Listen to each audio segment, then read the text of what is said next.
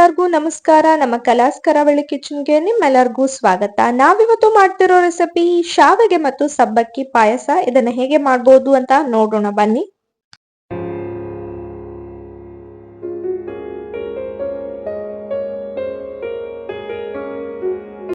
First ನಾವಿಲ್ಲಿ ಸಬ್ಬಕ್ಕಿಯನ್ನ ಸ್ವಲ್ಪ ಹೊತ್ತು ನೀರಲ್ಲಿ ನೆನೆಸಿ ಇಟ್ಟಿದೀವಿ. ಈ ರೀತಿ ನೀರಲ್ಲಿ ಇದನ್ನ ನೆನೆಸಿಟ್ಕೊಂಡ್ರೆ ತುಂಬಾ ಚೆನ್ನಾಗಿ ಬೇಯೋಕೆ ಹೆಲ್ಪ್ ಆಗುತ್ತೆ. ಈಗ ನಾವಿದನ್ನ ಬಿಸಿ ನೀರಲ್ಲಿ ಒಂದು 5 ನಿಮಿಷ ಬೇಯಿಸ್ತಿದೀವಿ. ಇದರಿಂದ ಸಬ್ಬಕ್ಕಿ ತುಂಬಾ ಸಾಫ್ಟ್ ಆಗುತ್ತೆ, ಚೆನ್ನಾಗಿರುತ್ತೆ. ಒಂದು 5 ನಿಮಿಷ ಬೇಯಿಸಿದ ನಂತರ ನಾವಿದಕ್ಕೆ ತಣ್ಣಗಿರುವಂತಹ ನೀರನ್ನ ಹಾಕಿ ಇಟ್ಟಿದೀವಿ. ಇದರಿಂದ ಸಬ್ಬಕ್ಕಿ ಸಪರೇಟ್ ಆಗಿ ಚೆನ್ನಾಗಿ ಉದುರುದುರಾಗಿ ಬರುತ್ತೆ. ಇದು ಒಂದು ಟಿಪ್ ಅಂತಾನೆ ಹೇಳ್ಬೋದು. ನೆಕ್ಸ್ಟ್ ಒಂದು ಬಾಣಲೆಗೆ ತುಪ್ಪವನ್ನ ಹಾಕೊಂಡಿದೀವಿ. 2ರಿಂದ 3 ಸ್ಪೂನ್ ನಷ್ಟು ತುಪ್ಪ. ಇದರಲ್ಲಿ ನಾವೀಗ ಶಾವಿಗೆಯನ್ನ ಸ್ವಲ್ಪ ಹೊತ್ತು ಹುರಿದುಕೊಳ್ತಿದ್ವಿ. ನಾವಿಲ್ಲಿ ಆಲ್ಮೋಸ್ಟ್ 100 ಗ್ರಾಂ ಶಾವಿಗೆಯನ್ನ ತಗೊಂಡಿದೀವಿ.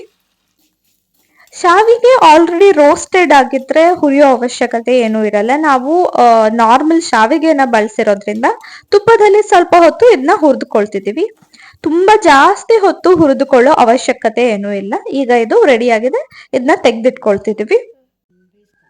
ನೆಕ್ಸ್ಟ್ ಒಂದು ಪಾತ್ರೆಯಲ್ಲಿ ಸ್ವಲ್ಪ ನೀರನ್ನ ಇಟ್ಕೊಂಡಿದೀವಿ. ಆಲ್ಮೋಸ್ಟ್ 200 ml ಅಷ್ಟು ನೀರನ್ನ ಇಟ್ಕೊಂಡಿದೀವಿ. ಇದಕ್ಕೆ ನಾವು ಹುರಿದಿಟ್ಕೊಂಡಿರುವಂತಹ ಶಾವಿಗೆಯನ್ನ ಹಾಕೊಳ್ತಿದೀವಿ. ಈ ರೀತಿ ಪಾಯಸ ಮಾಡ್ಕೊಂಡ್ರೆ ತುಂಬಾ ತೆಳ್ಳಗೆ ಚೆನ್ನಾಗಿ ಬರುತ್ತೆ, ಗಟ್ಟಿ ಆಗಲ್ಲ. ಈಗ ಶಾವಿಗೆಯನ್ನ ಸ್ವಲ್ಪ ಹೊತ್ತು ನೀರಲ್ಲಿ ಬೇಯೋಕೆ ಬಿಡ್ತೀವಿ. ಮೊದ್ಲೇ ನಾವು ಶಾವಿಗೆನ ಹುರಿದುಕೊಂಡಿರೋದ್ರಿಂದ ಶಾವಿಗೆ ಅಂಟಂಟಾಗಿ ಬರಲ್ಲ. ನೋಡಿ, ಈಗ ನೀರು ಸ್ವಲ್ಪ ಕುದಿಯೋಕೆ ಸ್ಟಾರ್ಟ್ ಆಗಿದೆ. ಕುದಿಯೋಕೆ ಸ್ಟಾರ್ಟ್ ಆದಾಗ ನಾವು ಈ ಸಬ್ಬಕ್ಕಿಯನ್ನ ಏನು ಬಿಸಿ ನೀರಲ್ಲಿ ಹಾಕಿ ಸ್ವಲ್ಪ ಹೊತ್ತು ಬೇಯಿಸಿ ಇಟ್ಕೊಂಡಿದ್ವು ಅದನ್ನ ಹಾಕೊಳ್ತಿದೀವಿ. ಸಬ್ಬಕ್ಕಿ ಆಲ್ಮೋಸ್ಟ್ ನಾವಿಲ್ಲಿ 50 ಗ್ರಾಮ್ಸ್ನ ತಗೊಂಡಿದೀವಿ. ನೋಡಿ, ಸಬ್ಬಕ್ಕಿ ನೀವೇ ನೋಡ್ತಿರೋ ಹಾಗೆ ಎಷ್ಟು ಉದುರುದ್ರಾಗಿ ಚೆನ್ನಾಗಿ ಬಂದಿದೆ, ಅಂಟಾಗಿಲ್ಲ.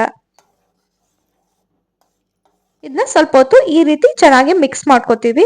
ಈ ರೀತಿ ಬಾಯ್ಲ್ ಆಗ್ತಿದೆ ಅನ್ಬೇಕಾದ್ರೆ ನಾವಿದಕ್ಕೆ ಹಾಲನ್ನ ಆಡ್ ಮಾಡ್ಕೋಬೇಕಾಗತ್ತೆ.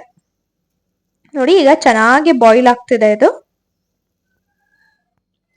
ಈಗ ಹಾಲನ್ನ ಆಡ್ ಮಾಡ್ಕೊಂಡಿದೀವಿ. ಹಾಲನ್ನ ಆಲ್ರೆಡಿ ನಾವು ಸ್ವಲ್ಪ ಹೊತ್ತು ಬಿಸಿ ಮಾಡಿ ಇಟ್ಕೊಂಡಿದ್ವಿ. ನೆಕ್ಸ್ಟ್ ಅದನ್ನ ತಣ್ಣಗೆ ಮಾಡಿ ನಂತರ ಪಾಯಸಕ್ಕೆ ಹಾಕೊಳ್ತಿದೀವಿ. ಹಾಲು ಎಷ್ಟು ಬೇಕೋ ಅಷ್ಟನ್ನ ಹಾಕೋಬಹುದು. ಈಗ ಸಕ್ಕರೆಯನ್ನ ಹಾಕೊಳ್ತಿದೀವಿ. ನಾವಿಲ್ಲಿ 1 ಕಪ್ ಸಕ್ಕರೆಯನ್ನ ಬಳಸಿದೀವಿ. ಆಲ್ಮೋಸ್ಟ್ 100 ಗ್ರಾಂನಷ್ಟು ಶಾವಿಗೆಯನ್ನ ಬಳಸಿದೀವಿ, ಹಾಗೆ 50 ಗ್ರಾಂನಷ್ಟು ಸಬ್ಬಕ್ಕಿಯನ್ನ ಬಳಸಿದೀವಿ. ಇದಕ್ಕೆ 1 ಕಪ್ ಸಕ್ಕರೆ ಬೇಕಾಗತ್ತೆ. ನಿಮ್ಗೆ ಸಕ್ಕರೆ ಜಾಸ್ತಿ ಬೇಕು ಅಂದ್ರೆ ಜಾಸ್ತಿ ಹಾಕೋಬಹುದು. ಸ್ವಲ್ಪ ಅರಿಶಿನವನ್ನ ಹಾಕೊಳ್ತಿದೀವಿ, ಇದರಿಂದ ಬಣ್ಣ ಚೆನ್ನಾಗಿ ಬರುತ್ತೆ. ಅರಿಶಿನ ಹಾಕೋಬೇಕು ಅಂದ್ರೆ ಫಸ್ಟ್ ಪಾಯಸ ಕುದಿತಾ ಇರ್ಬೇಕು, ಅವಾಗ ಅರಿಶಿನವನ್ನ ಹಾಕೋಬೇಕು. ಇಲ್ಲಾಂದ್ರೆ ಪಾಯಸಕ್ಕೆ ಅರಿಶಿನದ ಸ್ಮೆಲ್ ಬಂದ್ಬಿಡುತ್ತೆ. ಈ ರೀತಿ ಕುದಿತಾ ಇರ್ಬೇಕಾದ್ರೆ ಮಾತ್ರ ಅರಿಶಿನವನ್ನ ಹಾಕೋಬೇಕು. ನೋಡಿ, ಈಗ ಚೆನ್ನಾಗಿ ಕುದಿತಾ ಇದೆ. ಇದಕ್ಕೆ ನಾವು ಏಲಕ್ಕಿ ಪುಡಿಯನ್ನ ಆಡ್ ಮಾಡ್ಕೊಳ್ತಿದೀವಿ. ಏಲಕ್ಕಿ ಪುಡಿಯನ್ನ ಆಡ್ ಮಾಡಿ ಚೆನ್ನಾಗಿ ಮಿಕ್ಸ್ ಮಾಡ್ಕೊಳ್ತೀವಿ. ನೆಕ್ಸ್ಟ್ ಡ್ರೈ ಫ್ರೂಟ್ಸ್ ನ ಸಪರೇಟ್ ಆಗಿ ನಾವಿಲ್ಲಿ ಹುರಿದುಕೊಳ್ತಿದೀವಿ. ಸ್ವಲ್ಪ ತುಪ್ಪವನ್ನ ಹಾಕೋತಿದ್ವಿ. ಇದಕ್ಕೆ ಡ್ರೈ ಫ್ರೂಟ್ಸ್ ನಾವಿಲ್ಲಿ ಗೋಡಂಬಿ ಮತ್ತು ಬಾದಾಮಿಯನ್ನ ಬಳಸಿದೀವಿ. ನೀವು ಯಾವುದೇ ಡ್ರೈ ಫ್ರೂಟ್ಸ್ ನ ಇಲ್ಲಿ ಬಳಸಬಹುದು. ಒಣ ದ್ರಾಕ್ಷಿಯನ್ನ ಬಳಸಬಹುದು, ಹಾಗೆ ವಾಲ್ನಟ್ಸ್ ನ ಬಳಸಬಹುದು, ಚೆನ್ನಾಗಿರುತ್ತೆ. ಇದನ್ನ ಸ್ವಲ್ಪ ಹೊತ್ತು ತುಪ್ಪದಲ್ಲಿ ಫ್ರೈ ಮಾಡ್ಕೊಳ್ತೀವಿ. ಈಗ ಪಾಯಸಕ್ಕೆ ಆಡ್ ಮಾಡ್ಕೊಳ್ತಿದೀವಿ. ಟೇಸ್ಟಿಯಾದ ಸಬ್ಬಕ್ಕಿ ಮತ್ತು ಶಾವಿಗೆಯ ಪಾಯಸ ರೆಡಿ ಆಗಿದೆ. ಎಷ್ಟು ಚೆನ್ನಾಗಿ ಕಾಣಿಸ್ತಿದೆ ಅಂತ ನೀವೇ ನೋಡ್ತಿದ್ದೀರಾ. ಸಬ್ಬಕ್ಕಿ ಮತ್ತು ಶಾವಿಗೆ ಪಾಯಸ ರೆಡಿ ಆಗಿದೆ.